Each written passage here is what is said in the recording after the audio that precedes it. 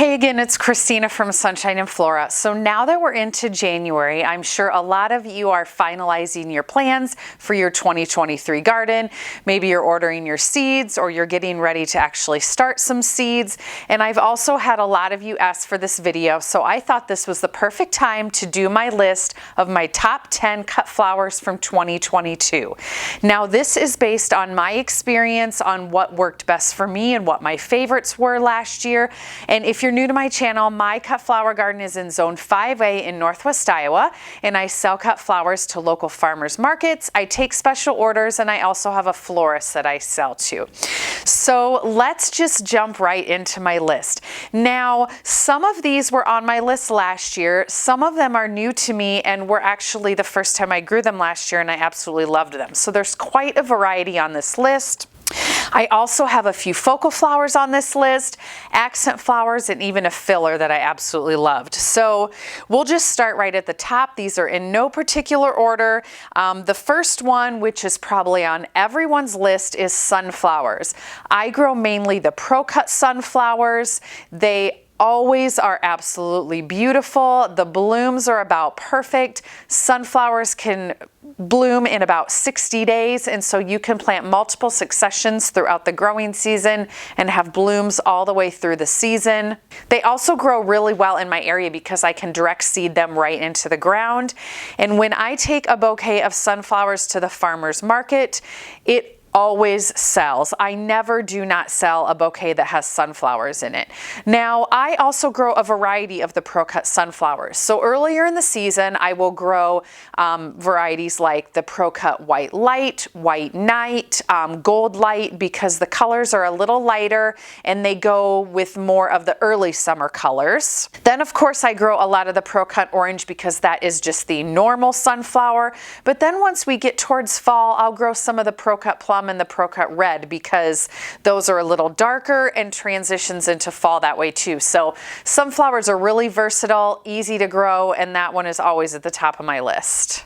The next one on my list are zinnias, and this is probably also on a lot of people's list. Zinnias are really easy to grow in my area. I can also direct sow them in the ground.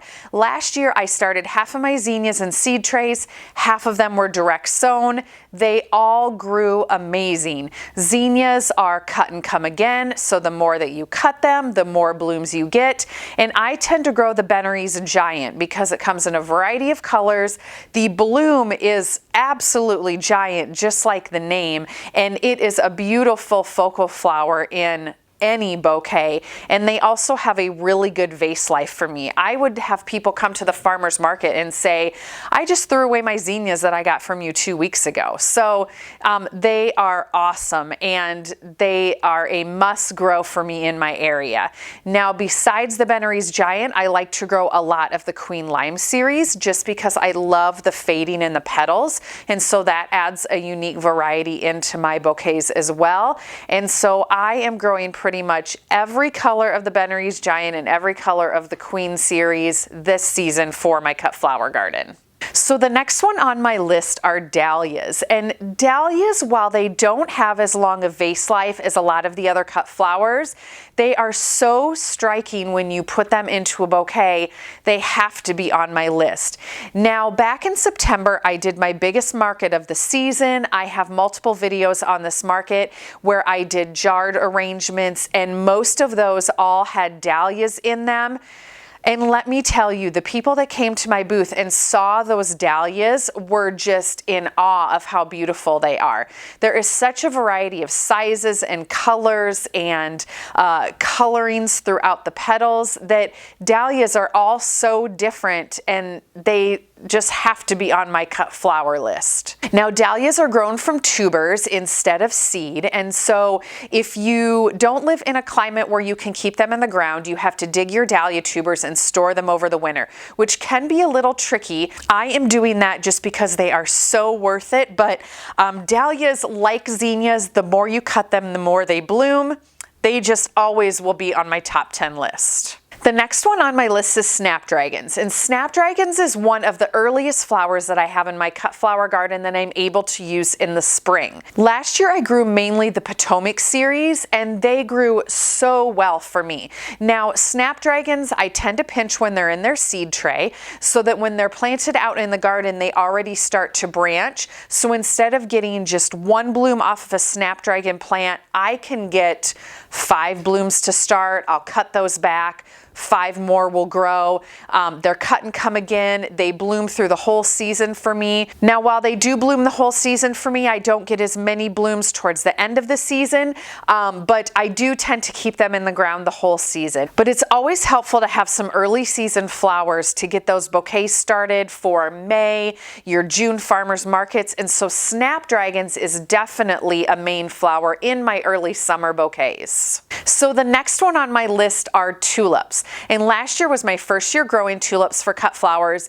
It was an absolute success. By planting my tulip bulbs the fall before and having tulips early in the spring, I was able to sell cut flowers 2 months earlier than the previous year, which is huge. I found that everybody was so hungry for spring and the warm weather because we had had such a long winter and a cold start to the spring that my tulips just sold so quickly.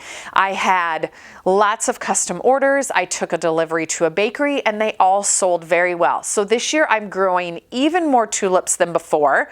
The other great thing about tulips is when you harvest them, you can put them in your fridge or cooler. You don't have to sell them right away. So last year I was harvesting bunches of tulips, putting them in my fridge, and then a week or 2 or 3 weeks later, when I had a lot to work with, I could assemble all my bouquets and then sell them in bulk. It worked so great. So tulips will forever be in my top 10 list. So the next one on my list may not be on everyone's list, but I put Lizianthus on my list. Now, if you've ever grown Lizianthus, you know it can be a little bit tricky to grow. It is super slow growing. I actually just started my Lizianthus seed for this growing season yesterday, which was January 3rd. So you really have to start it early, but to me it is worth it. The foliage on it is kind of a eucalyptus green color, which is different than anything else I grow in my garden.